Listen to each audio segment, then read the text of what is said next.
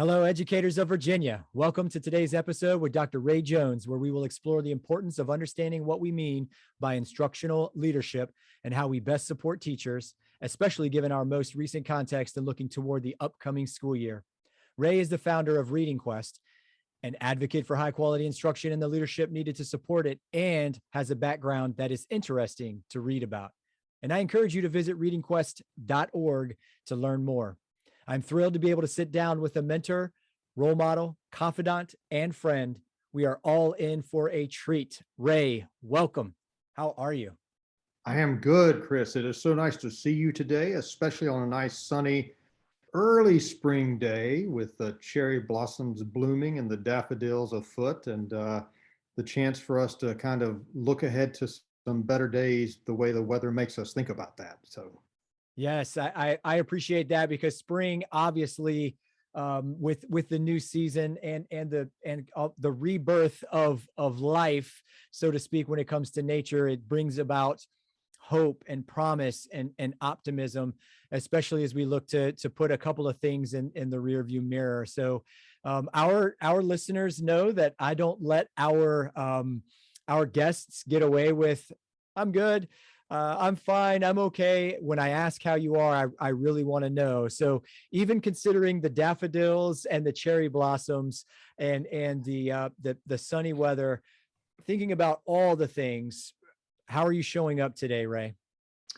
You know what? I'm probably not alone. And, if we talk about putting things in the rearview mirror, there's something that we're, I think, all really glad feels like it is increasingly in the rearview mirror, which is this really troubling past 2 years. And all that has meant.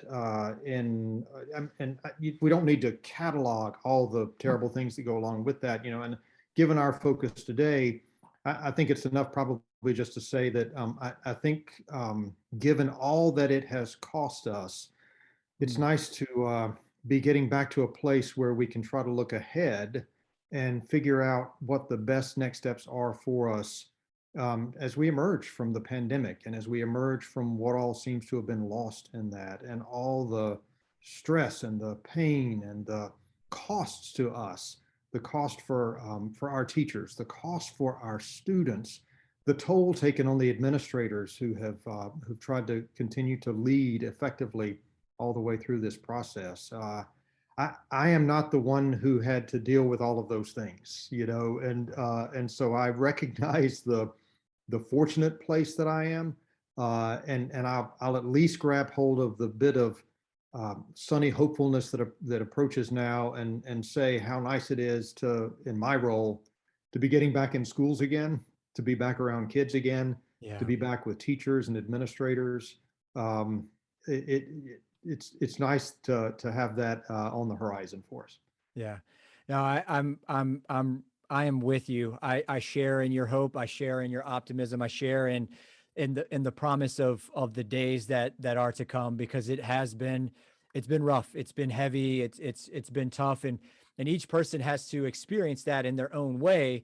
And at the same time, we experience it collectively. So there is some collective healing we need to do. And part of that healing is looking forward to what our lives, what our learning, and what our leadership is going to look like, coming off the heels of what is quite easily the toughest year in the history of education, at least from my perspective. Yeah. But that's, part of what we're here to talk about is how we cause learning. Part of what we're here to talk about is how, as instructional leaders, we can help teachers make that happen as they keep that focus. But that is today's topic, and it is extremely relevant. It's relevant for our schools, our teachers, and our school leaders, as the role of instructional leader rekindles the spotlight on observing instruction and providing meaningful feedback that contributes to the year's worth of growth that every teacher deserves.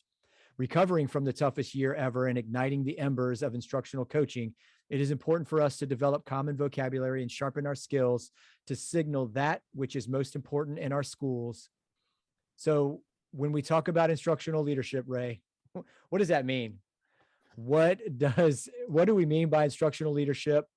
And how do we apply that to best support teachers? I guess what we get to try to pull off here in our conversation is to speak in intelligent ways about a very complex thing and to put it in terms that are appropriate to our venue. Knowing that there are university offices that have text after text on the shelf of people who are engaged in professing in the realm of instructional leadership and ed leadership. But we're going to make a stab at talking about it in some sensible ways here. And in fact, as we emerge from the pandemic, there's sort of an inroad for us into how we have that conversation. Right now in schools all across the country, there are instructional leaders, there are administrators, there are people who are leading our teaching and learning efforts in our buildings and in our central offices, who are making a choice right now. Do we lay off or do we lay on? Teachers are exhausted, and you have to make a smart call about, is now the time to back off and let people kind of recover from this, and which might mean a lot of reversion to what was comfortable and easy. Yeah. As opposed to, this is a moment where we could grab hold of the opportunity that emerges from the adversity and use it as the reset button that we didn't ask for, but that we're sitting right next to. And that right there is one of the kinds of things that when we think about what it means to engage in instructional leadership and the smarts that we need to go with that, we have an important decision to make. It's one of the forks in the road that comes along for us. And in fact, to think about instructional leadership and not slap the word effective onto it is already perhaps missing the point of the conversation. It's not that we want to be a leader, and it's not that we want merely to be a leader that somehow is in the near vicinity of instruction, but we actually want to engage in effective instructional leadership. And so perhaps a thing at the core of that is to say that if we seek for it to be effective, we have to know what effect we're trying to have. In the same way that we depend upon teachers who, by the way, wake up every day and come to their school buildings intending to do right by kids, intending to be of service to kids, intending for the time that they spend with kids to be a benefit to them. We so easily let it roll off the tongue that we signal to teachers we want their teaching to be effective. That means that we have to know what the effect is. We have to take the measure of that. Instructional leaders are under the same obligation, that their challenge and their call is to be effective leaders. And therefore, you better be pretty clear about what effect you're trying to have. And an oversimplified way to think about that is, in the same way that we want students to benefit from the time that they have with teachers, teachers need to benefit from any of the time that we take of theirs. That when we engage in the business, the practice, the role, the responsibility of providing leadership to instruction, we should know what effect we're trying to have. And a key element to that is to keep in mind what's at the heart of the matter. It's not instruction for instruction's sake. It's not teaching for teaching's sake. It's teaching in order for there to be learning. Mm-hmm. It's not the standards of teaching. It's not the standards of lecture. It's not the standards of group talk. It is the standards of learning that give us our direction for what we're supposed to do. Learning is the thing at the heart of the matter. And I wonder if we have enough opportunity to stop and ponder whether or not in our instructional leadership roles, we signal a lot of things, but I wonder to what extent we are mindful of whether or not the thing we signal more than anything else, above and beyond anything else, is that learning is the thing that matters, and it is the thing at the heart of the matter. Being an administrator, being an instructional leader means that that's actually not a small set of items on the plate, like that. And in fact, we have a pretty good practice of constantly adding things to that plate and not ever taking anything off of it. But out of all the stuff that's on that plate, is there any sense of a priority on the fact that kids are supposed to spend time in classrooms, and as a result of that, to be different. Yeah. That when we think about what we mean by learning, do we all kind of think about it the same way? Do we have a similar concept of how that works? Do we at least all recognize that if we're going to talk about learning, what we're talking about is change? That the point of teaching is to cause change. That students are not supposed to be the same leaving as they were coming in. That we are not left unchanged by learning. There's something we know that we didn't know before. There's something we can do that we couldn't do before. There's a parallel obligation where instructional leadership is concerned.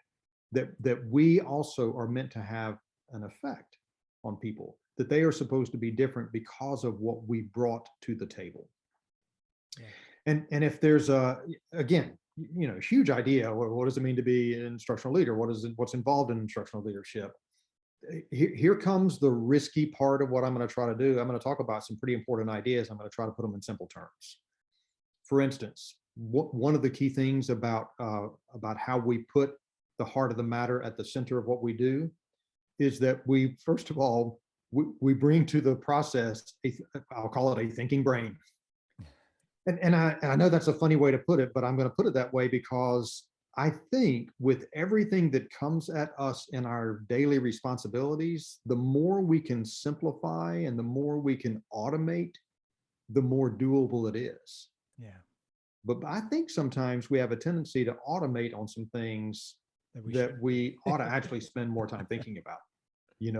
Like I in my work, I get to spend a lot of time with administrators and various instructional leaders, instructional coaches, curriculum facilitators, and so on, spending a lot of time in classrooms, having a lot of conversations about what's going on.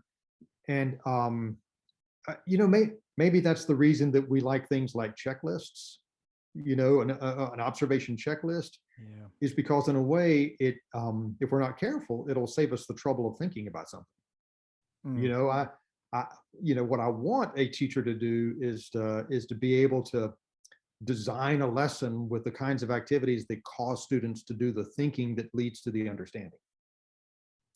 And we'd like to know that there are ways to make that happen, so we feel like we should look for them. But of course, what happens is we get awfully comfortable that we saw the way to get there, but didn't necessarily check to see if there is where we got. That we end up, because the simpler we can make it, the more we can automate it.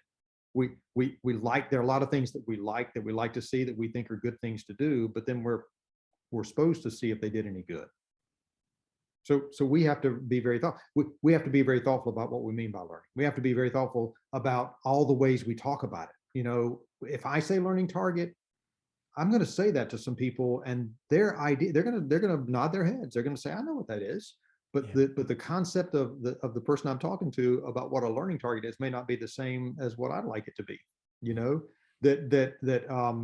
That we're serious enough about the business of teaching and learning that we take it seriously and we think about it, and we know what the difference is between a model and modeling. That we're serious enough about it that we think about, if we say a word like engagement, did we mean the kids were busy with their hands, or did we remember the real point of that was they were busy with their heads? And so we bring we bring some smarts and some intelligence and the care that hardworking teachers are owed in how we think about what they're doing. That they are coming to school every day to do their best and to do what they think is right by kids. And from an administrator or an instructional leadership standpoint, what we see when we go into those classrooms is people doing what they think they ought to be doing, and often what they think we want them to be doing. Yeah. I'd add a second thing to that. So let's be constantly, deliberately, intentionally, deeply thoughtful about it. But a second thing is, let's also bring a seeing eye. Let's know how to look at instruction, because I'll tell you what you look for determines what you will see. And especially from the standpoint of what instructional leaders are up to and what we signal to our teachers, when people know what we're looking for, they feel an obligation to show it to us, or to provide it for us, or to make sure it's there.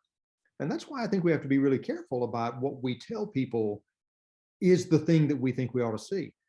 So I made reference to checklists a moment ago. I don't have I don't have a dog in the hunt about checklists or whatever else. I think there's some real utility to them sometimes, but I also think that they can undermine what we're trying to do, because we look for a lot of things, but we forget to see what the things are supposed to add up to. We get wrapped up in the means and overlook the ends. And I know how that comes through in some conversations I have in professional development sessions. I'll if it's administrators, I'll say, so you're going to spend time in classrooms. What matters to you? What are you looking for? What do you think is important? And I will hear a lot of really good ideas, that there should be engagement, that there should be collaboration. I want to hear student voice. I want to see relationships. And I want to see students doing some hands-on activities. I want to see a posted objective. I want to see a word wall. I mean, people list a lot of things that they think are important. And what's interesting is how long it takes us to get around to somebody finally saying, learning, should we see some learning? What? Yes, the answer is we should definitely see some learning. Because if I go in a classroom and see all those things, but I don't see learning, we've let the means overtake the ends. Yeah. We've made them more important. And then a third thing I'm going to say, again, speaking, it's dangerous to speaking in simple terms about things that are actually very important, very complex ideas. I think that we're going to, at some point, we're going to sit down and have conversations with teachers. We're going to take their time and we're going to have some conversation about what they were up to. And I think we have to bring what I'll call a listening ear. In fact, at this point, you may have mentioned at the beginning, it might be what you titled this, but we get it. We feel like we get it from Covey, but it actually goes even further back to the simple prayer, or the prayer for peace.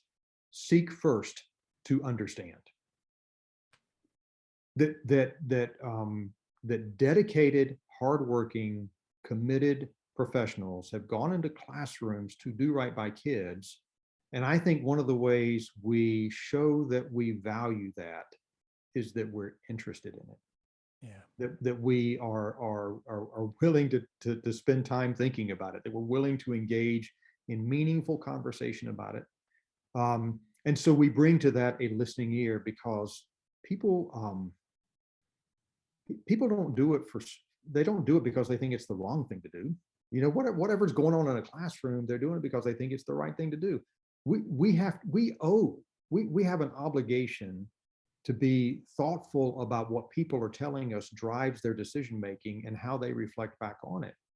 We have to bring a listening ear to that conversation, because what we want to do is we want to be partners to and collaborators with teachers in their growth. That if I don't want to tell people to grow and then do nothing to participate in that thing that I want.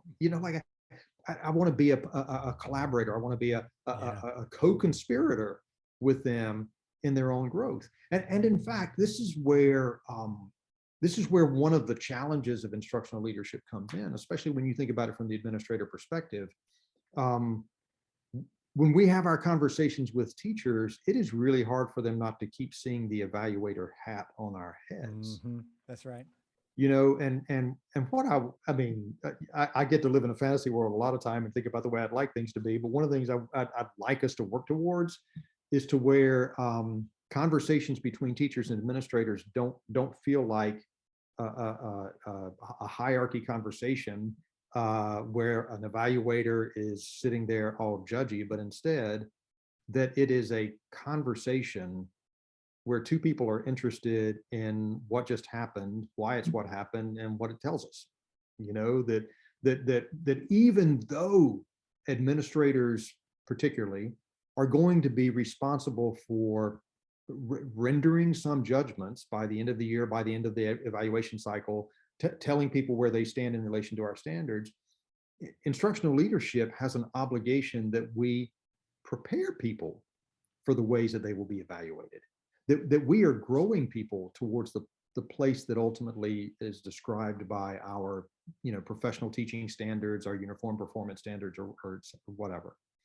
So again, it's trying to get away with some simple language, maybe even a little goofy language, to talk about some really important and complex ideas. But that's the stab, that's the run I'll take at it. Yeah, no, there is so much to unpack there, Ray. I think, it's the thinking brain, the seeing eye, the listening ear, and the ability to navigate wearing the hat that is interested in what you're doing and bringing value to that growth. And then also the same exact time, you can't ignore this evaluator hat. So that complexity of what it means to be an instructional leader, trying to distill it and explain it and use language that we can relate to, so that as we bring the thinking brain, the seeing eye, and the listening ear to the table, it is the learning that we're paying attention to, the intended outcome, the ends, and not seeing what we're looking for in the means, but getting right to the heart of the matter. So I definitely appreciate that.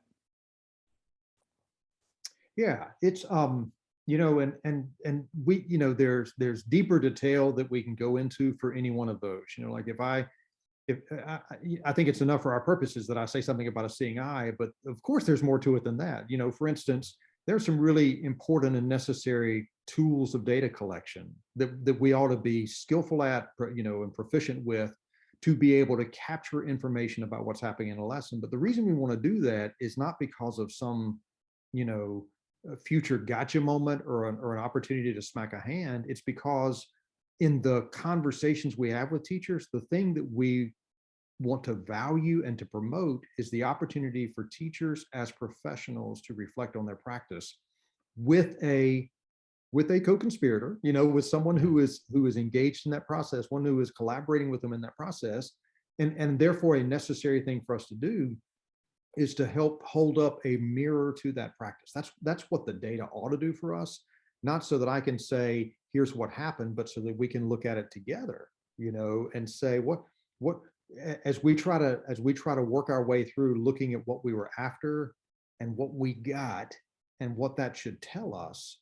We want to do that smartly and reasonably. And one of my analogies for that is, I think when we go in with our evaluator hat, I think we feel like we have to, I don't know, behave more like the health inspector at the restaurant. It starts at 100, but for every bug, I take off a point, or half a point, and for every temperature that's not quite where it's supposed to be, I take off another point. And everybody starts at 100, and then you have to justify chipping away at that. But I think when we are passionate about the effects of our work, we do try to think more like a scientist. A scientist that I'm going to start and with assuming nothing, and we're going to look for the evidence that helps paint the picture for us. That helps to build the case for us. That's what we use to frame and to have that conversation. The bringing the listening ear to it. There's more to that. There's a process to that. My parallel to that is to think like a clinician, like going to the doctor. I think that as an instructional leader, what I have to do is I have to thoughtfully and carefully attend and watch, see what's going on, use that as a chance to examine what's going on, so that we can be in a position to think about what it tells us about what's working, what's not what's may not be working, what's paying great dividends, what's not paying enough in the way of dividends, so that we can try to diagnose where there might be room for growth, room for improvement. And only when we've done that can we get to the remedies. But again, that's one of those tricky things about instructional leadership. We think we're helpful if we run in as a solution slinger. And I don't think that's actually the best thing for us to be doing. We can tell people things they could do instead, but what I really want to do is that very same process I ought to use to honor what teachers are up to is the same process I want to take a teacher through in a reflective conversation, to have the chance to kind of examine, what were you after? What did you get? To examine it so that we can try to think about how to diagnose where or if there are any elements of it that are room for growth, opportunities for improvement, where it didn't quite go, where we didn't get as close to the mark as we wanted to. And then we're in a position to think about, well, what are our options? What are the possible remedies? How do we address whatever that might have been? But I want to shift real quick to the conversation about what we mean by a year's worth of growth. So when you say a year's worth of growth, first of all, what does that mean? And second of all, how have the past 2 years impacted that? And what does it mean moving forward for next year? We have probably held on to it as a truism or as an article of faith and it's a good one. I mean, it's one that we should have, that every kid deserves at least a year's worth of growth. And we recognize that in this time, in this place, there's an even greater, we're not talking about, we've lost a couple of years in some ways. So this learning loss, you know who else deserves a year's worth of growth? Our teachers. And again, part of the challenge of instructional leadership is I can leave them to figure that out on their own. I can leave them to do that solo. I can say that's your job. You're the one who has to kind of figure that out. Or I can be a partner to that. And again, it is a challenge of instructional leadership. It is a challenge of being a leader in a building who does wear those many hats, to make that support for growth come through stronger and more loudly than I'm also the one who renders some judgment on you in the evaluation context. Yeah. But I think I think a really necessary way for us to think about that is that ultimately, in your role as an administrator, that you will have to hold people to standards of some sort as part of the evaluation process. But what do we do to get people ready for how they will be evaluated? The day in and day out work that we do, where people go in and they do the best they know how. It is one thing to do the best we can. It's another thing to only be doing the best that we know to do. And if we I realize that I think the source of this is actually Oprah Winfrey's retelling of something that Maya Angelou said, but that idea of, I did then what I knew to do, but when I knew more, when I knew better, I was able to do better.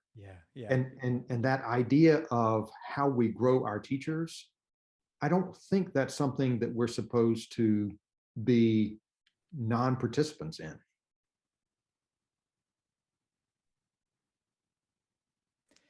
And that process of growth, we think about what happens over time, but it is a succession of moments is really what that is. It's a succession of thoughts. It's how we've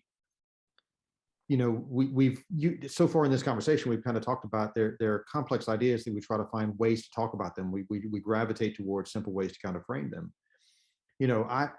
We throw around a word like reflect, just like we throw around words like grow, but I don't know how we get the kind of growth that we value if we aren't supporting a thoughtfully reflective process.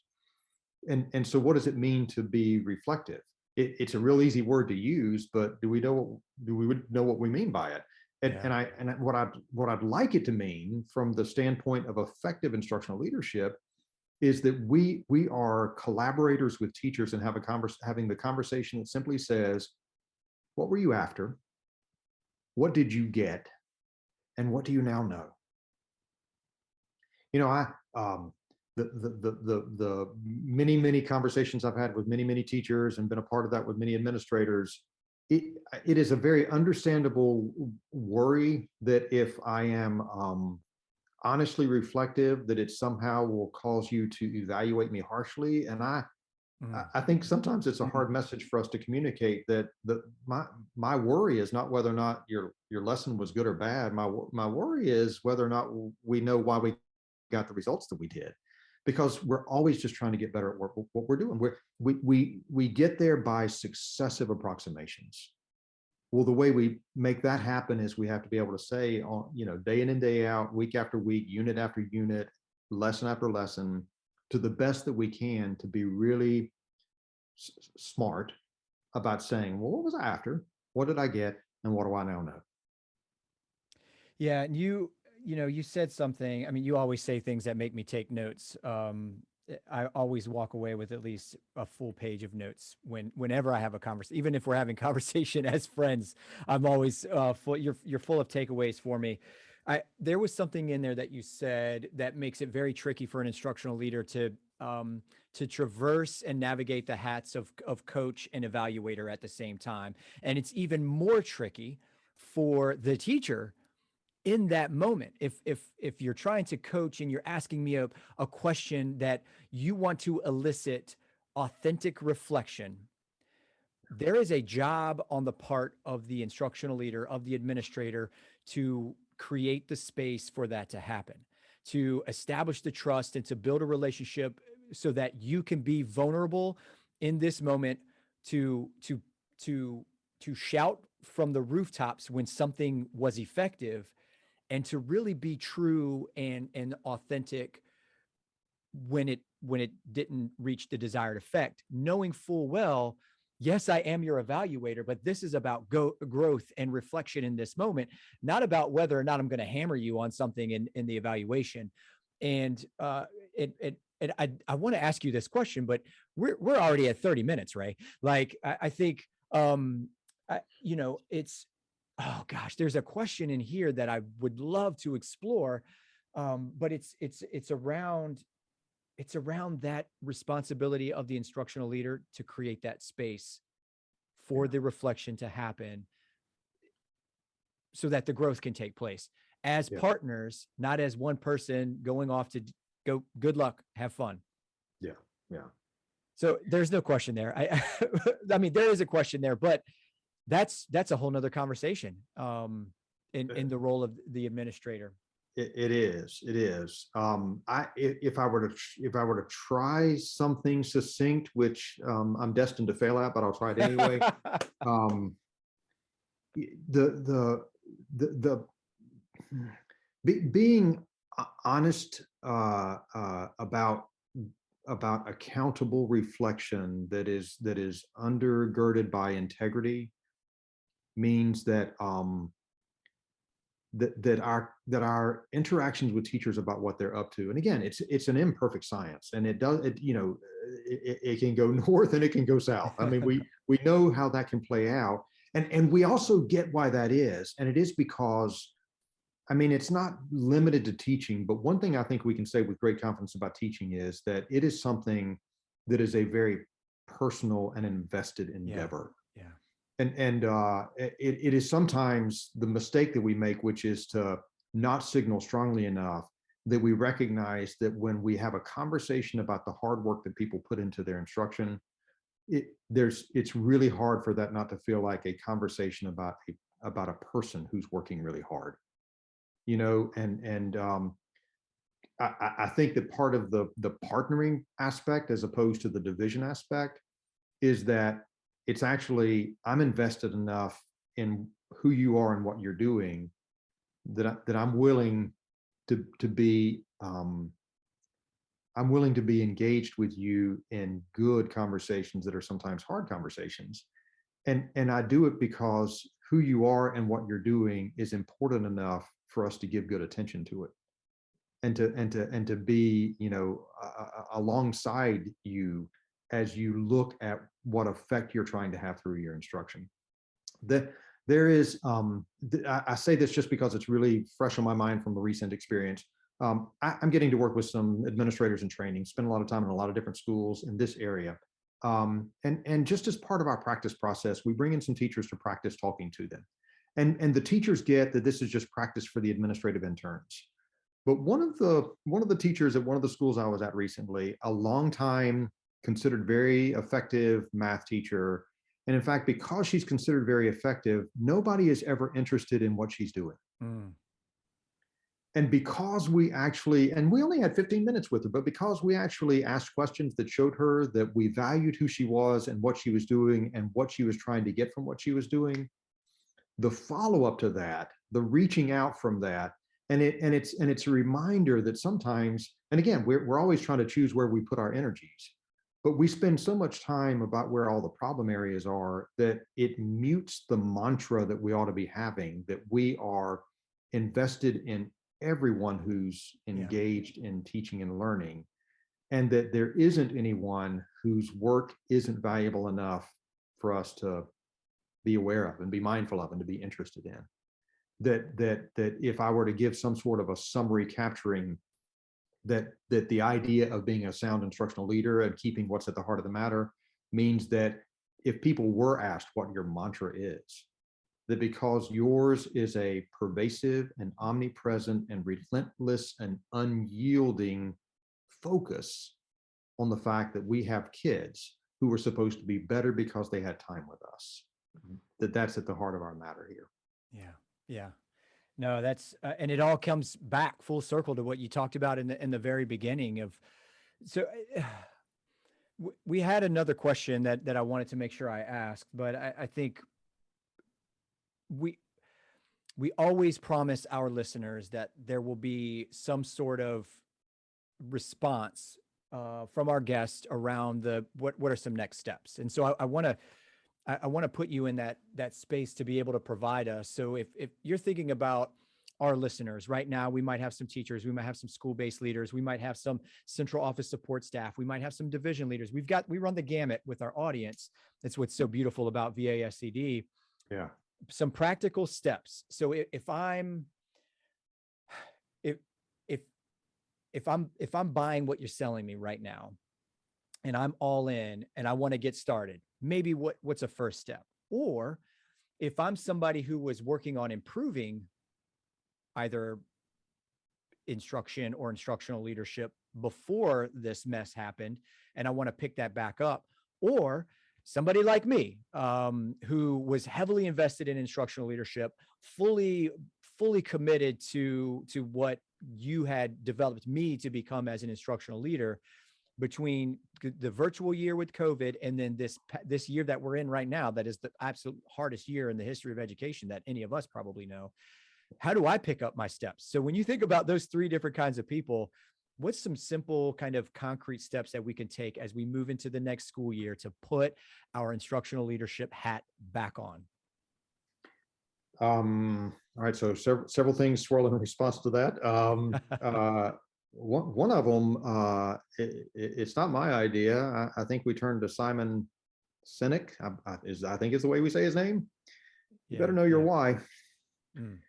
I'd love to tell you a bunch of whats, but all the whats in the world are going to do you no good if you don't have your why, which is, again, in some ways, part of the dilemma of our checklists, by the way. All right. Here's something else that I think is reasonable. I don't debatable how concrete it is, but there are some things that COVID has caused, and there's some things that COVID has revealed. And I think one of the things we have to be honest about is that the things that are hard and different for us right now because of the pandemic that we've just gone through, that were caused by COVID, may in fact require not novel remedies or solutions or some additional way beyond what we've ever had to do before. But I think we also have to be honest about which things the experience of the pandemic, they were there before. That's right. But the pandemic has just revealed it for us. And now that is, I think we have to be honest about which things were always there and that we just didn't do enough about, but have been brought out in sharper relief. And I think that, if there's a sort of a more universal message, given that there is a wide audience across the membership of VASCD and the broader constituency beyond even just the membership, I think we want teachers to be mindful of what effect are they trying to have, and how do we know that students are affected? Yeah. And it's the same thing I want instructional coaches and curriculum facilitators and curriculum supervisors and math coaches and reading coaches and whatever else to be thinking about, is that you've got a group of teachers that you're trying to mess with. What effect are you trying to have, and how do you know they're affected? And I want instructional leaders at the administrative level to say, what effect am I trying to have, and how do I know that they are affected? And we can tailor that into some, a more specific set of questions, but those are things that force us to think about the why of what we're doing, and if it is getting to the thing that we want it to. And it is, my start in professional development was doing reading and comprehension strategies. And the thing that was always important about that was having the way of thinking about how comprehension works and the way learning works. But I know that for 30 years or however long I've been doing that now, that the thing that people gravitated toward was that's all well and good, but tell me what I'm supposed to do. Right. And so if you were to tell me what's the next step is to stop thinking, not that if I do this thing and if I do this thing and if I do this thing, but to know the thing that you're trying to get to, Yeah. and that reasoned process, that reasoning, that rationale, that understanding of why to approach it a certain way instead of another way. I bring it back to the A best practice versus the best practice. It's not what we could do, it's what we should do. Mm.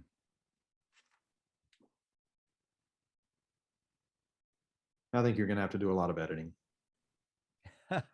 No, that's, um, I'm actually probably I probably keep it exactly like it is with all the Zoom stuff that happened in the middle there and everything. I'll run it back and see how it goes. Okay. Ray, I appreciate so much. Like, always a page worth of notes when I'm with you, always, no matter what. And so, Ray, thank you for carving out time to spend with me, to answer some very important questions and to continue a conversation that I feel just, for me has been put on pause for a little bit of time. And yes, we've got some catch up to do, but yes, it's absolutely doable. And really what I'm taking away today is making sure that we are after what's at the heart of the matter and that we fully understand why we're doing something. No matter what it is that we're choosing, we understand why we make that choice. And if we're going to take time, we better make sure that we're effective within the time that we're taking. So I'm hoping that the time that I took from you today was an effect, and that our time with our listeners had an effect on them. Well, I'm with you on that, and I appreciate having the time with you. I'm grateful for seeing you and for a little bit of conversation. Always a treat and a pleasure for me. But I'm also excited about the days ahead for you. You are stepping into an organization that is it's just phenomenal in so many ways, and has had such a wonderful trajectory. And so you're gifted with this great responsibility. But I think Yes. you are up to the task and I hope so. ready for it and ready to take it to the next place. So I'm excited for your work ahead. Awesome. Thank you, Ray. And one Thank you. last thing for our listeners. I obviously I want to thank our listeners for tuning in, and on behalf of all of our educators, Ray, just thank you. And VASCD wants to give you an opportunity to let everyone out there know who's listening, how we can connect with you and become part of your learning network. I am always happy to be reached either through the readingquest.org website, and my email address is there as well, readingquest.org. And please understand that that's the site that I created as a graduate student at UVA, 20 or 25 years ago, with the best skills that I had. But anyway, rjones@readingquest.org would be the way to reach out, and I'd love to hear from anyone who wishes to reach out. Awesome. Thank you, Ray. Thank you so much. Take care.